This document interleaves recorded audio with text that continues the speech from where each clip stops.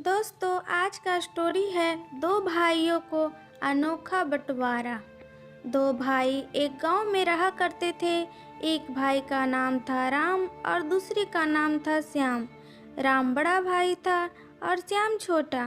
दोनों भाई स्वभाव से बिल्कुल ही अलग थे।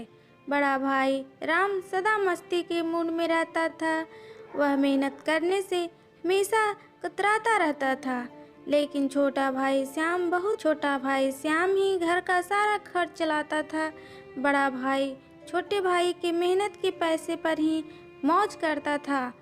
श्याम बहुत सीधा साधा था और राम बहुत ही चालाक। श्याम जो पैसे कमा कर लाता उनसे लाए हुए सामान से ही राम की जिंदगी चलती। फिर भी श्याम कभी बुरा ना मानता। राम खुद भरपेट भोजन कर लेता और श्याम के लिए बचा कुचा जो बचता वह छोड़ देता।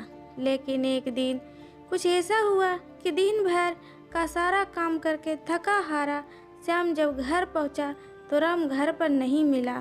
श्याम के पेट में चूहे कूद रहे थे। सारा रसोई घर खाली पड़ा था और खाने को कुछ भी नहीं था। भूख के मारे श्याम का बुरा हाल था।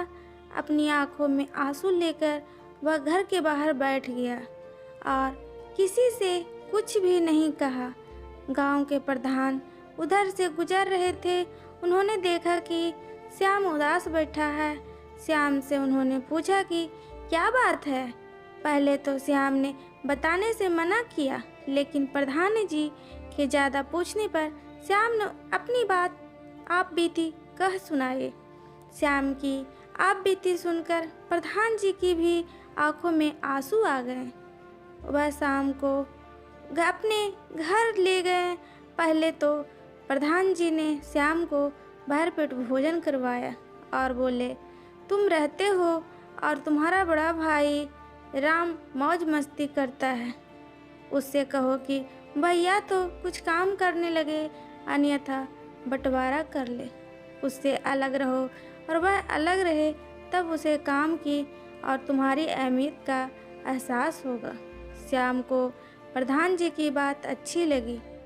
उसने घर जाकर राम से बंटवारे की बात कही, क्योंकि राम जानता था कि बंटवारे से उसका ही नुकसान होगा। तो वह पहले बंटवारा के लिए तैयार नहीं हुआ। लेकिन श्याम के जिद करने पर राम मान गया और बोला कि अगर तुम्हें बंटवारा करने का इतना ही शौक है तो चलो बंटवारा कर लेते हैं। पिताजी हम दोनों के लिए मरते समय केवल 3 चीज़ें ही छोड़ गए थे। पहली कंबल, दूसरी भैंस और तीसरी जामुन का एक पेड़। तो केवल इन्हीं चीज़ों का बंटवारा होगा। श्याम बोला, मुझे यह शर्त मंजूर है। राम बहुत चालाक था। वह इसमें भी कुछ अपना फ़ायदा ढूंढने की कोशिश करने लगा। उसने एक चाल सूझी और बोला, कंबल को 2 हिस्से में काट कर किसी के भी काम का नहीं रहेगा। इसलिए ऐसा करते हैं कि दिन में इस कंबल को तुम रख लो और यह कंबल रात को मेरे काम आएगा। इसी तरह एक भैंस को भी बंटवारा नहीं जा सकता, तो भैंस के आगे के मुंह का हिस्सा तुम्हारा हुआ और पीछे के हिस्सा मेरा। अब बचा पेड़ तो जामुन के पेड़ के नीचे का भाग तुम्हारा होगा और ऊपर का मेरा।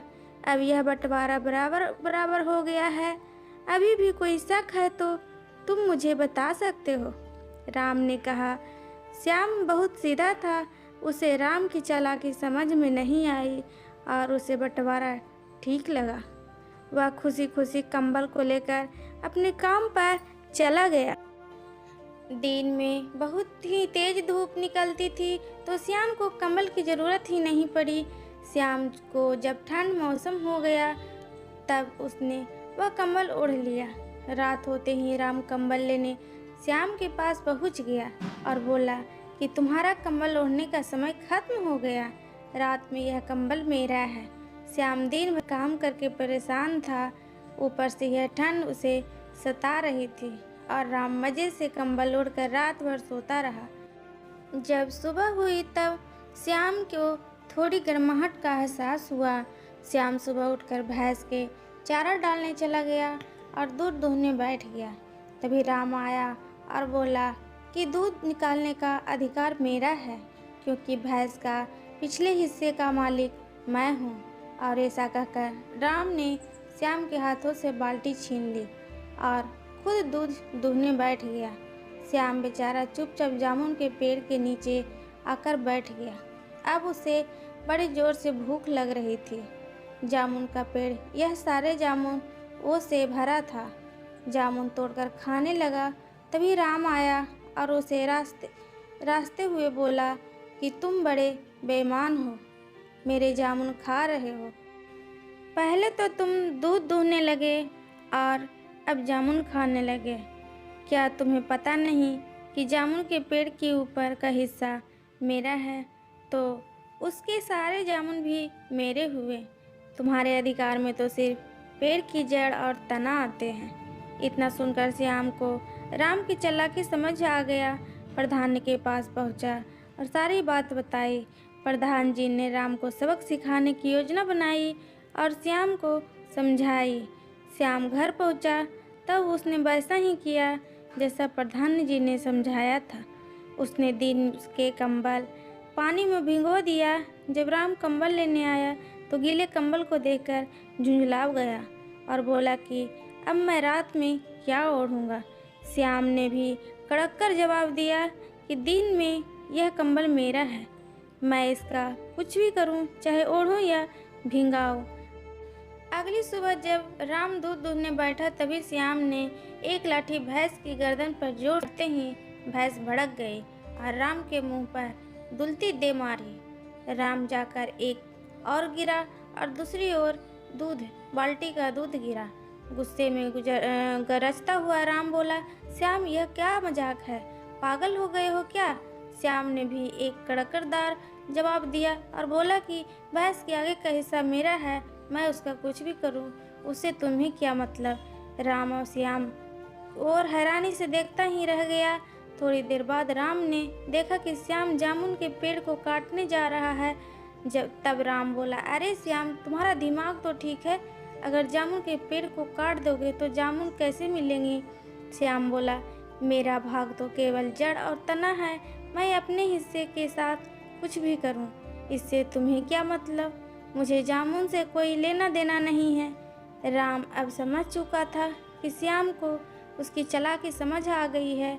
वह श्याम के आगे हाथ जोड़कर खड़ा हो गया और बोला कि भाई मुझे माफ़ कर दे, मैं अब कभी भी तुम्हारे साथ धोखा नहीं करूँगा। अब हम दोनों मिलकर ही रहेंगे और साथ साथ मेहनत भी करेंगे। इसके बाद दोनों भाई मिलजुल कर रहने लगे। कहानी सुनने के लिए धन्यवाद।